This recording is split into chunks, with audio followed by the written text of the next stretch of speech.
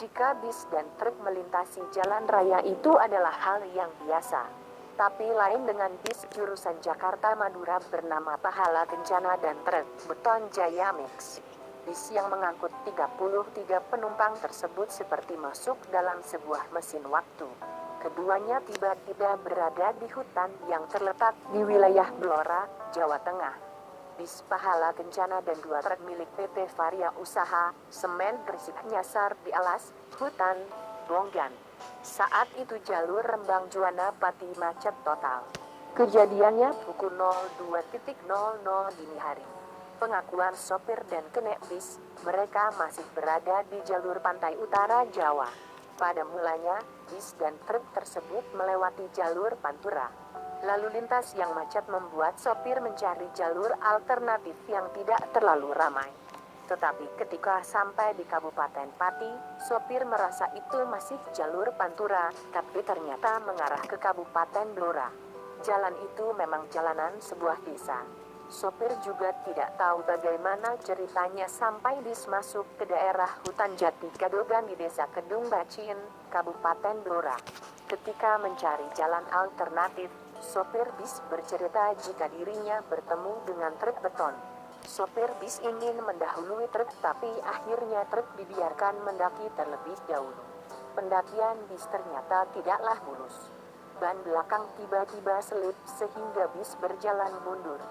Lalu terdengar suara benturan yang hebat.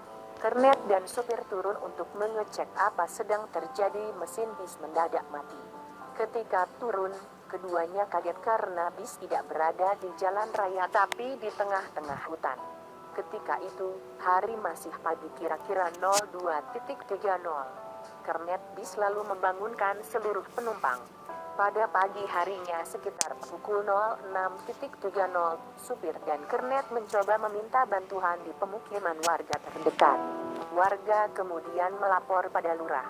Akhirnya pertolongan pun datang setelah bis terjebak selama 5 jam. Mobil patroli mencapai TKP dengan susah payah karena lokasi bis tersebut merupakan jalan setapak. Beberapa pohon terpaksa harus ditebang dan jalannya diratakan. Bis baru berhasil keluar setelah pukul 18.35. Banyak yang menilai kejadian tersebut di luar nalar, apalagi jika melihat bis tersebut saat berada di hutan, dalam kondisi baik, tidak berat atau penyok-bodi padahal tidak ada jalan akses ke atas yang bisa dilewati kendaraan besar. Anggota Polsek Todanan, Blora, Jawa Tengah, Bribtu Suwitnyo mengaku keheranan ketika dikonfirmasi. Pasalnya badan bis dan truk pasti akan lecet terkena ranting pohon jika memang sengaja masuk jalan setapak di hutan. Tapi nyatanya kondisi keduanya mulus-mulus saja. Ranting pohon pasti akan menjepit bis yang besar.